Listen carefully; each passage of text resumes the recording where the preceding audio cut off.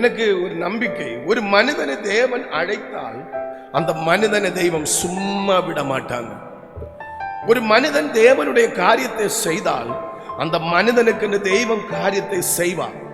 அல்லேலூயா. யோசேப் என்ற பக்தன் தேவனுக்காக பாடுபட்ட போது தேவன் யோசேப்புக்கு எகிப்தில ஒரு நன்மை ஆயத்தப்படுத்தினார். அல்லேலூயா.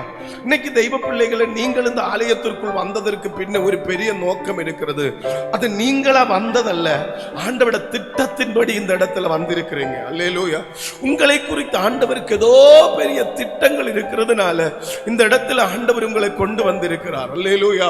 தீர்க்கதரிசிகள் வழியாகவோ, சொப்பனங்கள் வழியாகவோ, தரிசனங்கள் வழியாகவோ உங்களுக்கு தேவனுடைய திட்டங்களை தந்து மக்களை இது செய், இதன்படி வாழு, இப்படி வா என்று ஆண்டவர் சொல்லும் போது நாம் அந்த வழிகளில் நடக்கும் போது, தேவனுடைய திட்டத்தின்படி நடக்கும் போது நமக்கு கஷ்டங்கள் உண்டு, வேதனைகள் உண்டு, துக்கங்கள் உண்டு, நெருக்கங்கள் உண்டு, உபத்திரவங்கள் உண்டு, அல்லேலூயா, பாடுகள் உண்டு, அவமானங்கள் உண்டு. ஆனாலும் அதை சகித்து நாம் தேவனுடைய சமூகத்தில் நிற்போமானால் யோரோபெயாமை பார்த்து ஆண்டவர் சொல்கிறதை போல, தாவீதுக்கு நான் ஒரு வீட்டை கட்டினதை போல உனக்கு ஒரு வீட்டை கட்டுவேன். அல்லேலூயா.